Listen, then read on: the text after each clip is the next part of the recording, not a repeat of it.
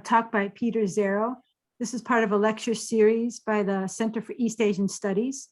And you can find out more about our events through our website, eastasia.wisc.edu, or through our Facebook page, which is at UW-CEAS, UW-CEAS.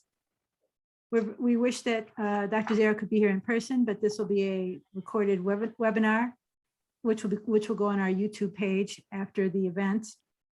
And next week we will have a live event, but it will be watching movies. So we are very lucky to have a Hong Kong filmmaker on campus, Tang Yi, and she's going to screen some of her short films next Tuesday at 4 p.m. in Ingram 206 if you're on campus.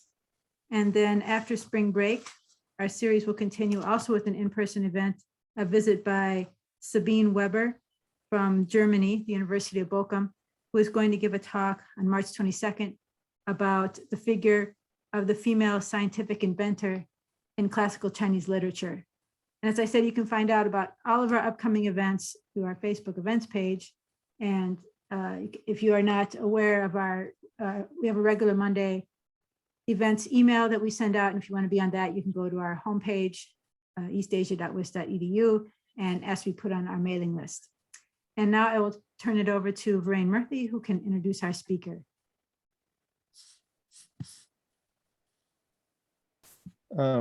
Thank you. Hello, everyone. For those of you who don't know me, my name is Viren Murthy, and I teach transnational Asian history here at UW. It gives me great pleasure today to introduce to you all Professor Peter Zarrow. I've known Peter for many years, and because I first met him when I was a graduate student, I consider him both a friend and a mentor. He's taught at many prestigious institutions, including Vanderbilt University and the academic Sinica in Taiwan, where he was deputy director of the Institute for Modern History, and he's currently professor of history at the University of Connecticut. He approaches Chinese history from numerous perspectives, but his research congeals around the themes of political and intellectual history. He's published numerous books and articles, both in Chinese and English, and I'll not mention all of them because that would take too long. But I will just list a couple. His first book was Anarchism and Chinese Political Culture, which was published from Columbia University Press in 1990. And more recently, in 2012, he published After Empire, The Conceptual Transformation of the Chinese State. I mention these two books because in some ways they set the stage for some of the themes that might resurface today, where he'll be discussing his very recent book, Abolishing Boundaries, Global Utopias and the Formation of Modern Chinese Political Thought, which is from Sunny Press, 2021. So his work in general looks at both political culture and conceptual transformation, as the first two titles I mentioned, as something that happens not just in people's minds, but also in historical practice. So the formation of Chinese political thought constantly seeks to go beyond its conditions of possibility in institutions and global uneven international interstate system. In general, he looks at intellectual history with a serious attention to the past, while at the same time keeping an eye to how they might inform our present and future in both East Asia and beyond. So without further ado, I'm going to turn the floor over to Peter. I'd also like to say that we're recording this session. And so if any of you don't want your question to be recorded, please let me know in the chat or privately. So with that, thank you very much, Peter, and join me in welcoming Peter Zarrow to our campus, virtually at least. Thank you, Viren, very much. And I'd like to thank the center, and I'll just assume that I am unmuted. And if I'm not, and if I am muted, somebody can let me know.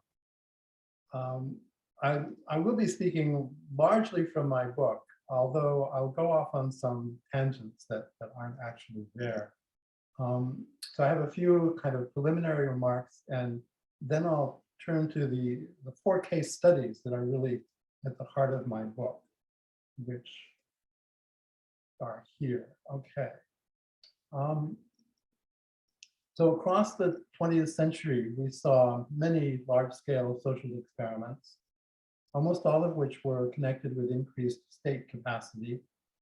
And basically, they've failed spectacularly and left us with widespread utopophobia, sort of fear and dislike of utopias. Perhaps today, the social democratic moves of the Northern European nations, if they're going to be considered utopian, have done better than the attempts to actually transcend capitalism. Then the 20th century and before and after, there have also been some small-scale experiments. Living arrangements, which can also be found in many examples, I think, from the 19th century. They've not wreaked havoc like the large-scale experiments, but neither have many religious communities or hippie communes found much success either. As for today's China, if Xi Jinping's China dream, for all its claims to moderate prosperity and the elimination of poverty, it seems to me that as long as it represents an embrace of the global capitalist system, it can hardly be called utopia. So I'm approaching utopia and utopianism with some sort of definitions in my mind that may be arbitrary, but some kind of egalitarianism is at the heart of what I'm talking about when I talk about utopianism, whether or not that's arbitrary. As for China in the years before Mao, one naturally thinks of various anarchists and socialists and other radicals, and the experiments in communal living and the New Village movement of the 19-teens and 1920s. A particularly pronounced rise of utopian thinking in the late Qing is also worth noting. So as is well known, this culminated in Kang Youwei's Book of the Commonweal, or Datong, which I'll talk about further in a minute. But it also influenced a large number of literary works, as well as what seems to be renewed interest in the ancient 3 dynasties, the San Dai, as a map of an ideal set of institutions that China could now finally aim for. In other words, even with allusions to the ancient 3 dynasties, people were offering explicit visions of the future, not fantasies of past golden ages. Nor were there visions of escape into private or geographically distant utopia. So it's not that utopianism as such was new to China in the late Qing by any means, but a specifically future-oriented progressive faith was new, and indeed was fairly new in the 19th century West as well. In fact, I can foreshadow one of the points I want to stress today. Chinese utopian thinking in the early 20th century was part of a global shift in how to think about utopianism and part of an explosion of works in the utopia genre of text. When considering utopia as a genre, why this new utopianism in China's case? So that's not a question I'm completely able to answer. Loosely speaking, one can think of it in terms of a reaction to the enormous social, cultural, economic, and of course, political change in the ferment of the day. One might also think of it in terms of some kind of psychological compensation for the humiliations imposed by Western imperialism. I'm still talking about the late 19th century and the turn of the 20th century. Utopias like Liang Qichao's The Future of New China or Cai Yuanpei's New Year's Dream feature a distinctly Chinese protagonist who leads the world toward a more egalitarian and cosmopolitan future. If war breaks out between China and foreign powers, China would be victorious, but this victor would create a just world, not a new colonial empire. As well as humiliation, intellectuals experience the sense of cultural loss. But equally important, I think, is to explain the utopian enthusiasm as a global phenomenon fueled by technological progress on the one hand and a kind of social nervousness on the other. Be that as it may, I almost want to think of utopia as the opium of the intellectual. Then, in terms of the utopia genre, it is equally important to ask what happened to it in the wake of the 1911 revolution. In terms of literary genre, it pretty much disappeared, particularly its more or less detailed pictures of a perfect future. Here I would just say, or I'm really guessing very generally, that this utopian impulse evolved into political movements or was subsumed by them.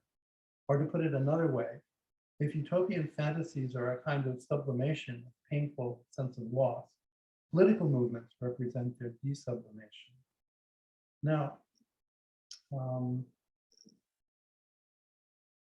let me come to another sort of element of my particular definition or approach to utopianism, which is I'm looking for a faith in some kind of secular project or a future that can be achieved through human effort.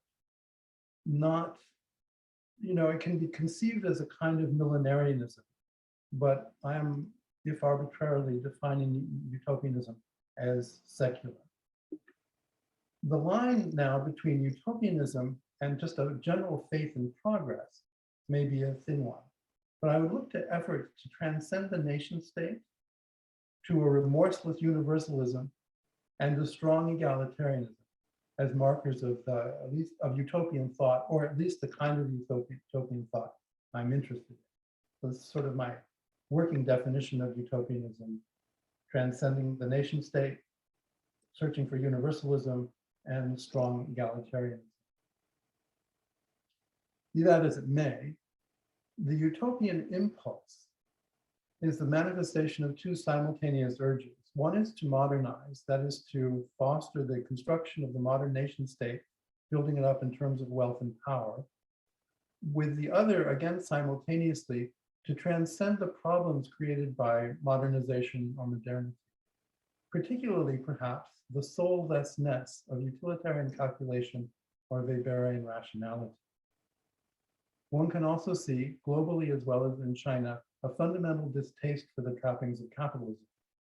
For Chinese, there was no rejection of the achievements of science and technology, but they placed no particular value on productivity, efficiency, or even labor. So there are many ways to slice and dice utopias or utopian ideas. One is the literary genre versus the political thesis that I kind of alluded to. Another is the distinction between what Frank and Fritz Emanuel called the speaking picture utopia, a literary extravaganza with exotic details on the one hand, and less imaginatively developed programmatic utopias on the other hand. There is, of course, the utopia of the distant island, along with its simpler society, as opposed to the utopias of the future, which may have more complex societies. Now, along these lines, I'll just give you a quick historiographical aside. Wang Fansen has distinguished traditional Chinese involutionary utopias of strict morality from its modern future-oriented utopia of material plenty. Jay Winter has distinguished minor utopias from the failed major utopian projects of the 20th century, minor utopias being devoted to limited causes, such as global health campaigns, human rights, and the like.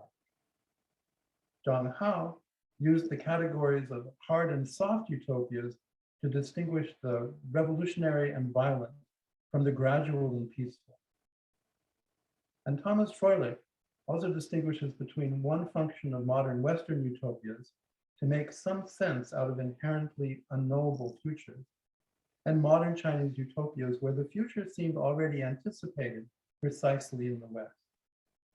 So I want to move in a slightly different direction, develop the idea of utopian impulse as opposed to full-fledged utopian. So in terms of maybe more standard definitions or approaches to utopianism, here are quotes I've selected from Ricoeur and Mannheim. I won't read them. I'll let you kind of look at them for a moment.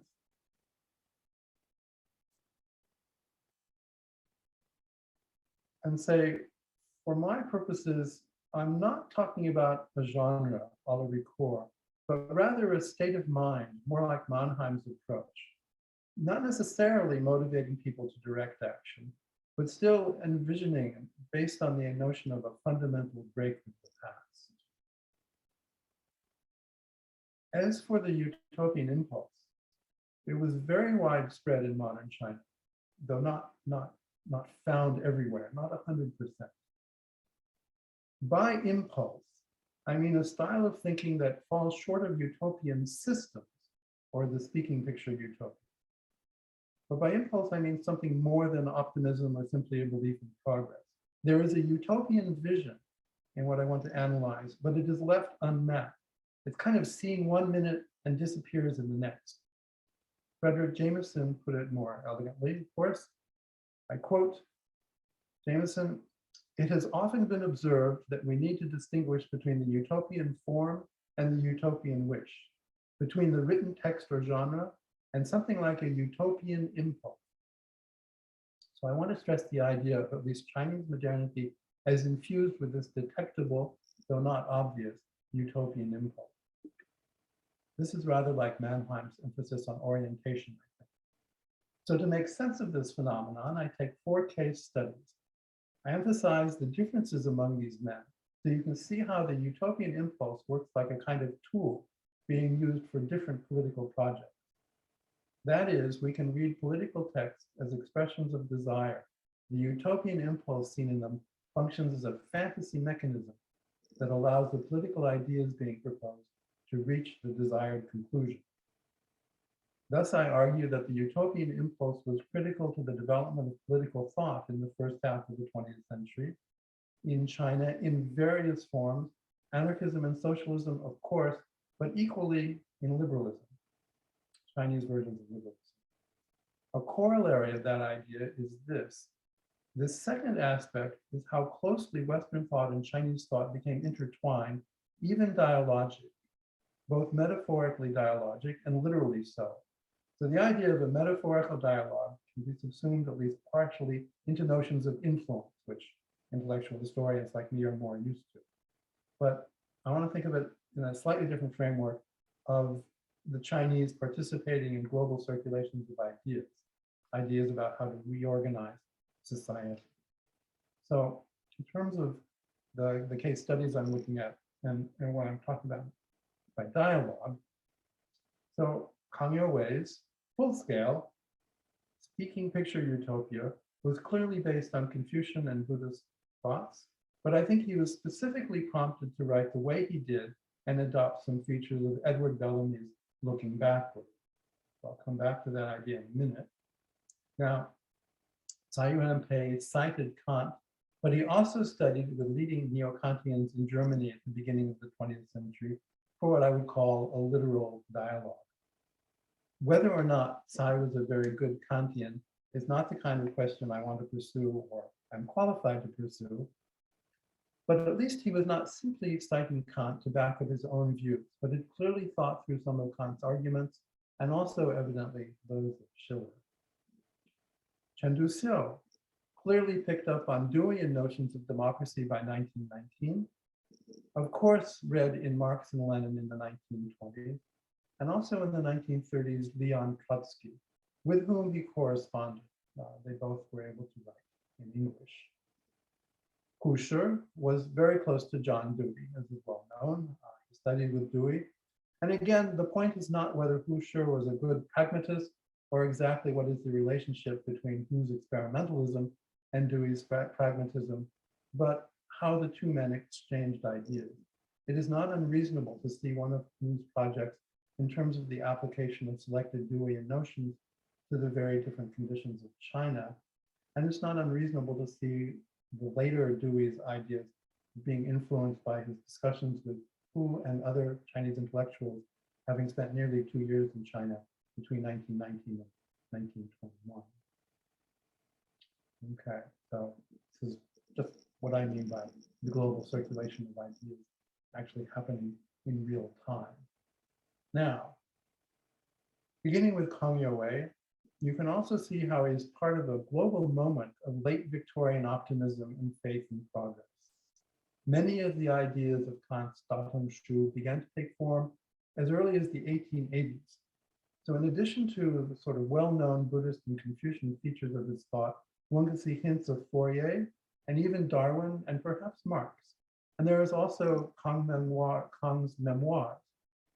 These recount his first trip to Hong Kong and his feeling of being overwhelmed by the buildings and the streetcars, the shops, and not least the cleanliness and order of public spaces.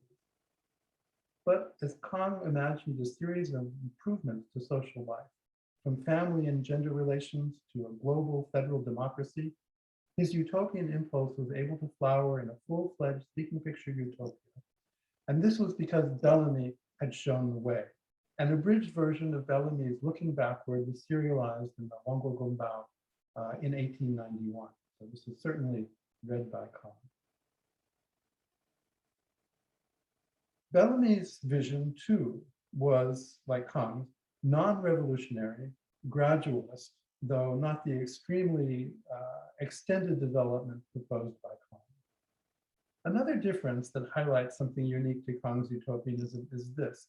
Victorian utopias, or even going back to Thomas More, essentially imagine that history stops. A perfect equilibrium has been reached, and there can be no more significant change. This was not true of the Datum Shu, where not only is the perfection of human society a long, ongoing process, but it will be succeeded by spiritual pursuit and eventually Buddhahood for all. This might sound bizarrely mystical and outside of my definition of utopianism as secular.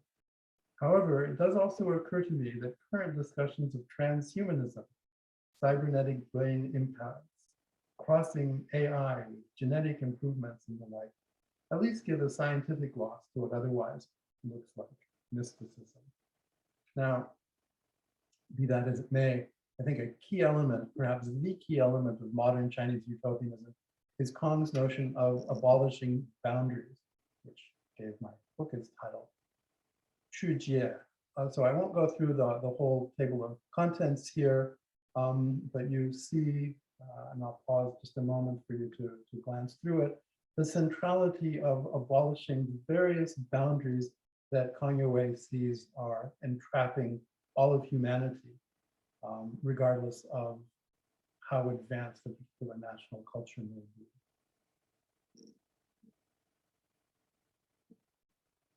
The idea of abolishing national boundaries is a way to talk about equality. And although not every one of the sort of 4 case studies I look at explicitly uses the term abolishing boundaries, they do all appeal to our sense of the justice of egalitarianism and really some sense of communitas. So again, I'm excluding from my definition of utopia worlds that their authors might regard as perfect or utopian, but that rest on hierarchies or emphasize distinction. Now, given time constraints and the fact that Kang's Datum Shu is translated into English, I'll skip over the couple of slides here very quickly, but here are some of the basic principles found in the Datum Shu: universalism, cosmic laws, which are also universal, of course, and this not just progress, but ever ongoing progress that doesn't stop, leading to greater human equality.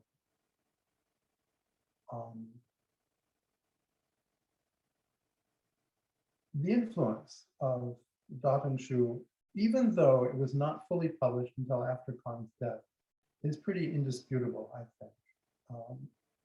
Its ideas are deeply imbricated in later Chinese thought. Famously, Mao Zedong cited Kang as an inspiration of his youth. So did Boucher, for that matter.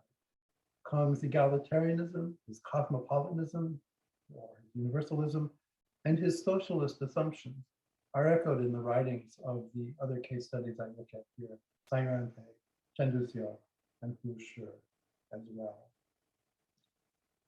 So let me turn to Cai Yuanpei. Not generally thought of as a utopian thinker of any kind, though again, he has this early short fiction piece, The New Year's Dream, which does have a place in any history of Chinese utopianism. he never comes back to trying to sketch out what a utopian future would look like in any detail. After studying in Germany for several years, Cai returned to China in the wake of the 1911 revolution, briefly becoming Minister of Education in the revolutionary government, before going on basically to a career in education, famously as president or chancellor of Peking University. This quote I have is from one of his first texts written as the new Minister of Education in 1912. And the point is really the weirdness of this first policy document on schools. As Minister of Education, he somehow soon soars off into a discussion of the noumenal and how to get people, teachers and students, to dissolve the boundaries between self and other. So again, this idea of abolishing boundaries is quite explicit, at least in Cai Yuanpei's thought. I'll just leave this slide up for a minute. What he's getting at is to somehow unite self and other in a realization of some truer reality. Okay, so how do we do this? Well, through education, specifically aesthetics education. This is how people can transcend their ego through experience of the sublime. There is, I think, a sense of the Buddhist ideal of attachment or non-attachment here, it seems to me. So it's not all Kant and Schiller all the time. But while the early Cai had studied Buddhism, he does not speak of it later on. I will mention an essay from 1900 where Cai was writing about Buddhism and the state. And he also presents a vision of evolution so that at some point in the future, I quote, people will be able to couple in a pure spiritual fashion without bodily contact when they have become eternal, and so on. That is to say, the future of humanity is to become purely spiritual beings, which of course echoes Kang Youwei's thought on the future, even though the contact between the two men was very minimal at this point. Boundaries are abolished in any case. Okay, so coming to Cai's later life, he famously proposed that aesthetics can replace religion. This too can be seen in an evolutionary framework. Cai grants that religion did some good in the history of humanity, but it is time to move on. Beauty and the sublime can work to eliminate the distinction between self and other better than can existing religion. This was to say that art offers a better entrance to the noumenal world than does religion. As he continued to wrestle with these ideas in the 1920s and 1930s, Cai tended to grant that aesthetics, a critical sense of beauty, could not guarantee goodness or morality in any simple way. But still, aesthetics education was necessary to morality because morality depended on the empathy that only aesthetics could foster. Aesthetics education fosters the individual's identification with all humanity and ultimately even all life. So I'm simplifying there, but pretty drastically, but not, I think, unfairly. In the 1920s and 30s also, Cai Yuanpei worked to encourage student and civic groups to devote themselves to arts and art appreciation from his position in the educational establishments of the day. He continued to emphasize the importance of self-transcendence. And he also spoke of the importance of beauty in what I at least would call the phenomenal world. He was interested in city planning, public hygiene, parks, and of course, museums and public art. Now, let me turn to Chen Duxiu. Chen is best known as a founder of the Chinese Communist Party in the 1920s, CCP. He might be seen as a more obvious case of utopian ideas a la Marx, but of course, precisely as a Marxist, he attacked utopianism and that kind of anti-utopian Marxism we may or may not want to take seriously. But what I'm really interested in is Chen's pre-Marxist liberal ideas of the 19 teens, and then in the revolution of his political thought in the 1930s. This turn in the 1930s has variously been seen as Chen's Trotskyism, for good or ill, or even ultimately a return to liberalism. But I think that more in terms of his way of wrestling with the dilemma of combining democracy, essentially liberal democracy, with Marxist proletarian revolution.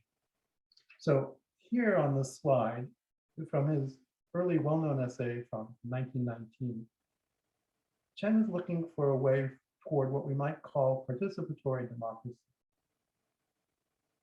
Okay. And you see, I think, a commitment to abolishing boundaries of class and gender in particular. In some ways, I see this as a culmination of a strain of thought he had been developing since the first years of the 20th century, especially, of course, since launching New Youth magazine in 1915. This might loosely be called liberalism, but if, and I stress if, Western liberalism has often defined itself as opposed to utopianism, such was not the case in China. I want to highlight one feature of Chen's writing here, and that is again his use of the trope boundaries, jie. Although unlike Kang Youwei or Zhang Binglin, Chen did not regard boundaries as a metaphysical problem or ontological illusion. He certainly saw them as a practical obstacle to progress. The point is that Chen believed that if fully carried out, democracy would erase the boundaries between ruler and ruled, men and women, and rich and poor. In other words, democracy and equality were two sides of the same coin. This I would call a utopian impulse. And again, it did not offer a speaking picture, travel guide to a perfect world, but rather posited an ongoing process. And here there are direct echoes of John Dewey. In the 1919 essay, Chen is clearly citing John Dewey quite directly. Dewey was at this moment on a prolonged lecture tour of China and himself undergoing a kind of intellectual revolution.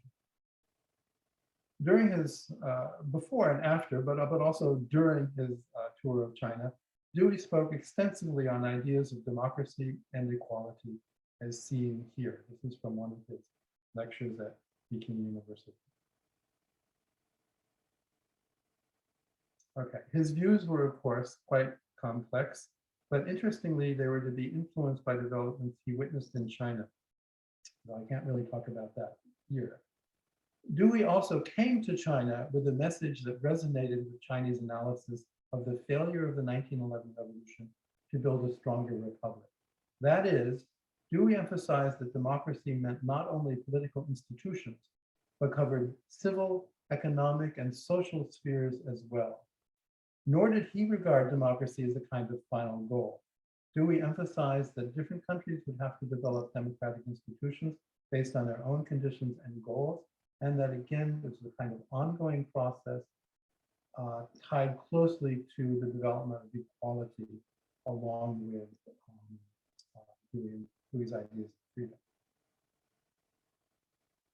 Chen cited Dewey directly to emphasize that at least one point of democracy was to educate people so that they became involved in their communities. Once involved, then they learn how to support the political sphere and further develop the kind of virtuous cycle. Local groups would focus on immediate needs, such as education, schools, reading rooms, elections, roads, public hygiene, and in rural areas, grain storage, water supply, dealing with pests.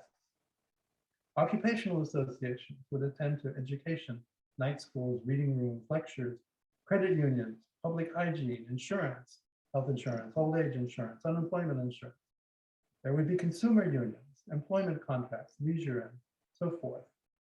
Thus, Chen pointed not to great but vague causes like anti-imperialism, but to those steps that free and voluntary groups could take immediately. Now, to leap ahead, in the wake of the disaster that fell on the Communist Party in 1927-28, Chen took the bulk of the blame, rather unfairly. Then first underground and then in prison, he began the study of Trotsky. As I say, the two also corresponded. Trotsky basically anointing Chen Duxiu as the leader of the Chinese left Trotskyites. Chen was to adopt the notion of permanent revolution, partly from Lenin, but more directly from Trotsky, which he opposed to the Stalinist notion of discrete stages of revolution. So he's adopting permanent revolution to Chinese conditions. That said, it seems to me that Chen's personal intellectual project of the 1930s was really to combine revolutionary class struggle with democracy. What Chen took from Trotsky's permanent revolution is the task to combine the revolutionary tasks of building democracy and socialism, rather than sorting them into different stages. But this is not exactly liberalism, since democracy for Trotsky largely referred to the Leninist concept of the democratic dictatorship of the proletariat and peasantry. But compared to Marx and Lenin, Trotsky made greater effort to think through mass participation through the political process of revolution. So Chen Duxiu in 1930 is following this more or less orthodox line: democracy does not transcend classes. But on the other hand, I read Chen as thinking of democracy as much as class struggle as a key motor of history, in effect. He increasingly speaks of the development of democracy in teleological terms, as in from bourgeois democracy to proletarian democracy. So the question then is, what does he mean by proletarian democracy? Here in 1930, he's just getting to it. Chen increasingly re-emphasized the progressive nature of bourgeois democracy. He distinguished between a kind of true, or even, protestations notwithstanding, a transcendent democracy, kind of true democracy, different from mere bourgeois democracy. Chen traced democracy historically from the popular assemblies of pre-state clan societies to the struggle of the new bourgeois class of the modern period against the autocracy of monarchs with feudalism. In saying that bourgeois democracy was narrower than proletarian democracy, Chen was in effect saying that proletarian democracy will broaden bourgeois democracy, as bourgeois democracy had broadened what came before it. Hence, if democracy did not precisely transcend class, it nonetheless evolved progressively as a new mode of production replaced the older modes of production. Chen said that democracy, I quote, developed in tandem with history in historical stages.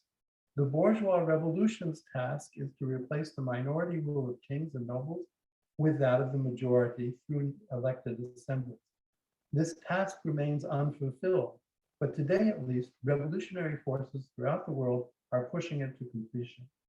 Indeed, completion of this bourgeois democratic revolution leads to the socialist revolution without pause, hence permanent revolution. Now, by 1936, between 1936 and 1940, Chen develops a clearer notion of proletarian or majoritarian democracy, guaranteed, as it were, by institutionalized rights that apply to individuals through the legal system, rights that apply to the government through various checks, and to groups such as workers and farmers. So the premise behind this that Chen shared with Trotsky is the view of Stalin as having created a bureaucratic, autocratic state. A critique then that Chen ends up taking farther than Trotsky did. It is not, from Chen's point of view at least, that he's abandoned his commitment to Marxist revolution, but he's seeking to push that revolution in a democratic direction. He had not, in other words, simply returned to his liberal position of the 19 teens, but the utopian impulse behind that position had revived. Okay.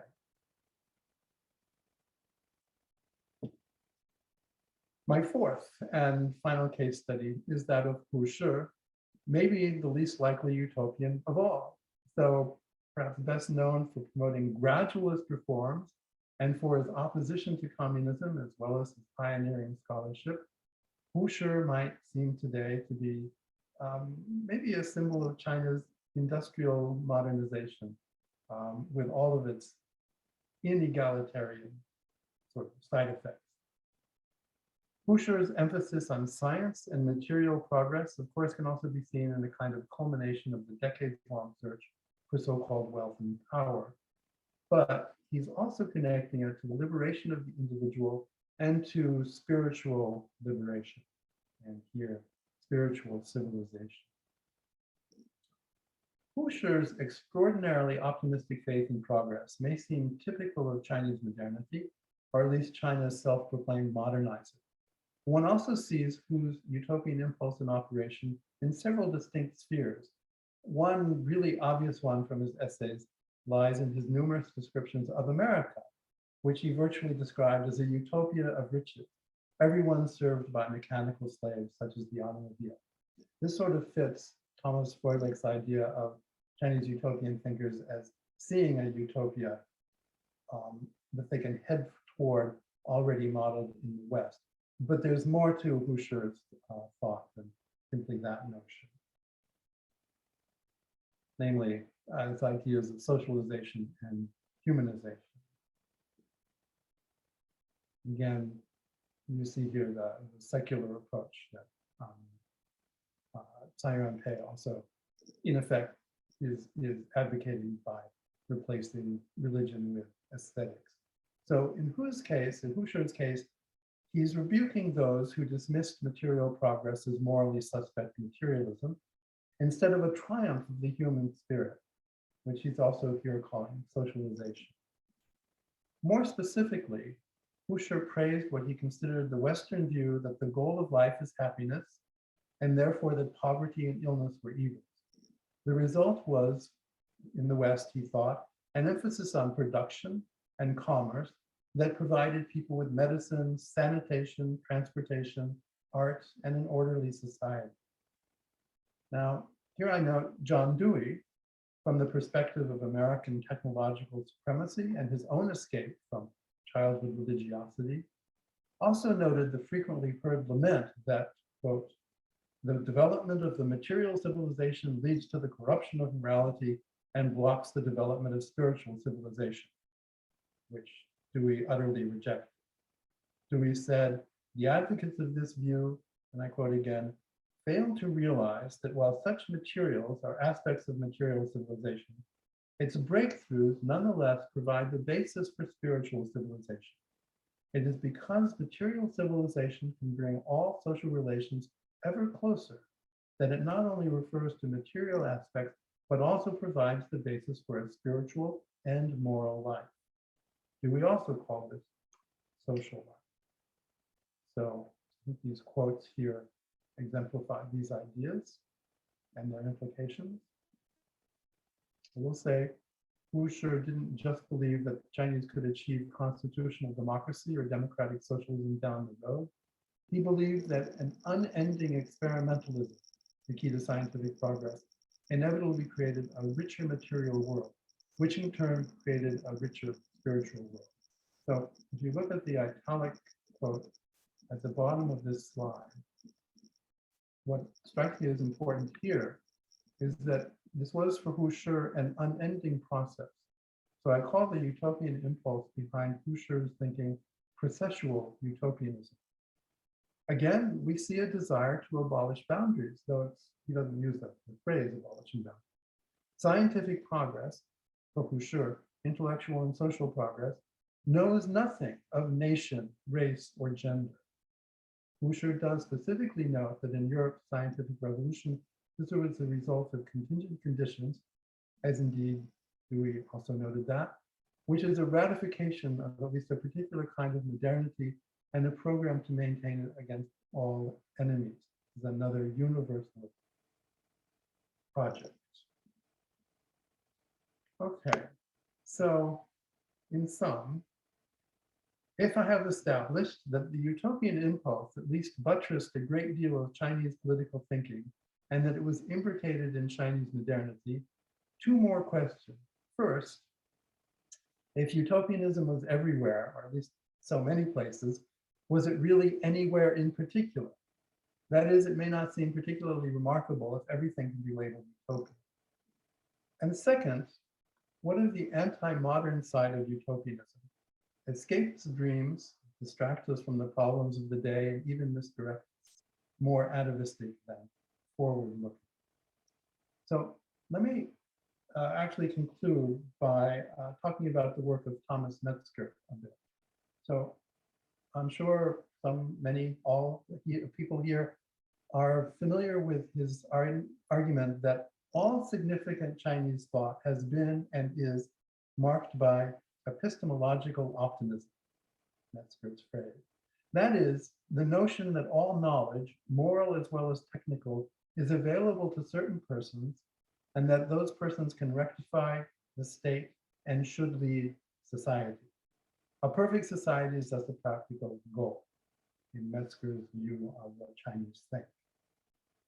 This epistemological optimism, Metzger contrasts to epistemological pessimism, that is, skepticism about truth claims, a tragic view of history, and an insistence on negative freedoms to curtail the power of leaders who only think they know what is to be done. Metzger then concludes, and I quote, "Modern Chinese dynamism entailed a kind of utopianism at odds with the functional requirements of modernization." Now, Metzger has been criticized on several grounds, which I won't go into right here. I would just say that my study does not support his sense of the ubiquity of utopian tendencies, at least in the modern period. It was not only not literally shared by everyone, but although it's fairly common, Metzger's interpretation of utopianism as a knowledge project of final answers is directly at odds with the approach of the four intellectuals I have discussed here.